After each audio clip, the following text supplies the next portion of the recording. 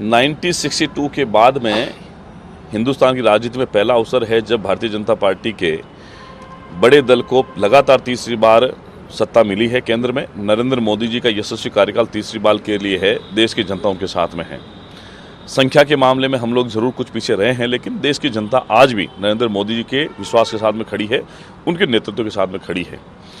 जनता का निर्णय सर्वोपरि होता है। मैं सोचता हूँ कि जनता जो निर्णय करती है सोच समझ के करती है। विपक्ष को लगातार तीसरी बार सत्ता से बाहर रखा है। उनका विश्वास जनता जो है वो उनका हुआ नहीं, जनता के ऊपर विपक्ष का।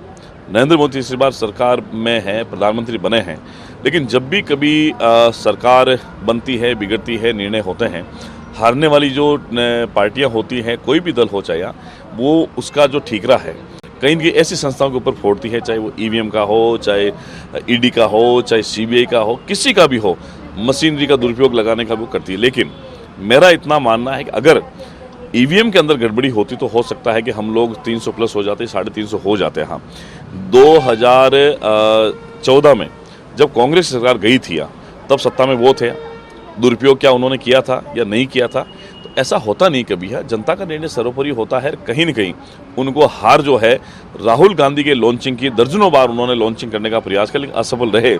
इस हार को बचाने के लिए, इस हार को पचा नहीं पा रहे, इसलिए वो कहीं न कहीं ईवीएम का बहाना ले रहे हैं।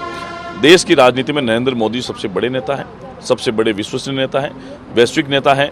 आपने देखा होगा G7 का जो अभी समिट इटली के अंदर हुआ था, वहाँ भारत एक मेंबर नहीं होने के बावजूद भारत को बुलाया गया। ये 140 करोड़ लोगों का मान सम्मान गौरव है। इससे बड़ी बात हमारी क्या हो सकती है? देश के प्रधानमंत्री सेंटर में खड़े रहे, बाकी राष्ट्राध्यक्ष जो है साइड में खड़े रहे, ये हमारे लिए बड़ी गौरव की बात है। और मैं तो ये समझता हूँ कि आने वाले समय बहुत युगांतरकारी परिवर्तन होने वाले देश की राजनीति में 2024 से 2029 का कार्यकाल ऐतिहासिक रहेगा, इसमें कोई दो राय नहीं। देश की जनता का विश्वास नरेंद्र मोदी के साथ में। सर, अब विधानसभा सत्र चालू हो रहा है, मुस्लिमों के लिए कोई अलग से बिल लाने की या मदरसों की जांच करवाने की? अभी ऐसा नहीं है। अभी हमारे बजट की समीक्षा चल रही है। लोक कल्याणकारी बजट कैसे हो सकता है, सबका साथ सबका विकास के साथ में बजट कैसे आ सकता है, इस पर हम लोग बातचीत कर रहे हैं। बजट माननीय मुख्यमंत्री के निर्देश के अनुसार हमारी वित्त मंत्री जी प्रस्तुत करेंगी। सब जो राजस्थान की 8 करोड़ जनता है उसके कल्याण के लिए काम होगा। किसी जाति, पंथ, धर्म, मजहब के साथ में अन्याय नहीं होगा। हमारे प्रधानमंत्री ने कहा है गरीब, युवा, किसान, महिला, मजदूर, ये सारे हमारे परिवार के सदस्य हैं। इनके हित के लिए जो भी होगा वो हम लोग बेहतर कदम उठाएंगे। कोई फाइल मंगवाई गई है इस तरीके से, लोग की कोई मीटिंग हुई है? देखिए, जब माननीय कलकत्ता उच्च न्यायालय का एक फैसला हुआ था कि धर्म के आधार पर किसी वर्ग को हम लोग आरक्षण नहीं दे सकते, और उन्होंने उसको निरस्त भी किया था, रद्द किया था। उसके बाद में आप जैसे मीडिया बंधुओं ने मुझसे भी पूछा था कि राजस्थान में वैसा हुआ क्या। जब हमने पता किया तो 1998 से लेकर 2014 के बीच में कांग्रेस की सरकार के समय कुछ धर्म के आधार पर हमें जो बताया गया 14 जो मुस्लिम कम्युनिटीज़ हैं उनको आरक्षण का लाभ दिया गया था। हमारा संविधान कहता है कि धर्म के आधार पर हम लोग आरक्षण नहीं दे सकते, वो नल एंड वॉइड होता है। चूँकि आचार संहिता अभी खत्म हुई है, हम लोग बजट का चर्चा कर रहे हैं।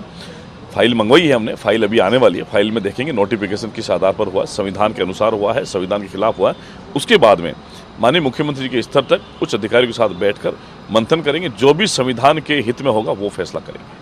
देखिए, चुनावी रिजल्ट के बाद में हार जीत पर निश्चित ही मंथन होता है। अगर हम लोग 25 की 25 सीटें जीते तो भी मंथन होता, अगर हम लोगों ने 11 सीटें गंवाई है तो भी मंथन हुआ है। निश्चित ही ये स्वस्थ राजनीति की परंपरा है कि अगर हम लोग मंथन करेंगे तो निश्चित ही कहीं कमियां रही है, उसको आगे के लिए दूर कैसे कर सकते हैं। हमारी भारतीय जनता पार्टी में लगातार ऐसे, चाहे पंचायत समिति के चुनाव हो, चाहे जिला परिषद के हो, चाहे नगर निकाय के हो, चाहे एमएलए एमपी के चुनाव, जहां भी कहीं न कहीं कमी रहती है उसके बाद में ये जो समीक्षा बैठक होती है, और पिछले 2 दिन से ये समीक्षा बैठक हो रही है। माननीय मुख्यमंत्री जी, प्रदेश अध्यक्ष जी और संगठन के जो हमारे आलाकमान हैं वो कर रहे हैं। आने वाले समय में कहीं अगर कमी रही उसको पूरा करेंगे, और प्रचंड बहुमत के साथ में पुणे राजस्थान में नगर निकाय, पंचायत राज चुनाव में हम लोग विजय से हासिल करेंगे। ये आलाकमान का फैसला होगा, और हम तो आलाकमान के फैसले को सर्वोपरि मानते हैं। हमारे लिए व्यक्ति महत्वपूर्ण नहीं, हमारे लिए विचार महत्वपूर्ण है, और जिस विचार को लेकर हम लोग चुनाव में हैं, संगठन में हैं, देश की राजनीति में हैं, वो हमारे लिए सर्वोपरि है। वो जो हाईकमान निर्णय करता है वो हमारे लिए सर्वोपरि होता है। कई बार सुनने में आ रहे हैं उन्होंने दगा किया है, इसलिए बीजेपी भी इस तरीके से। ऐसा नहीं, वो समीक्षा बैठक है, समीक्षा बैठक है। समीक्षा बैठक में जो भी हुआ है, जो जिन लोगों को बुलाया गया है, अपेक्षित लोग हैं, उन्होंने बताया है सारी चीज़ें संगठन के पास में है, नेतृत्व के पास में है, निश्चित ही आने वाले समय में उसको ठीक किया जाएगा।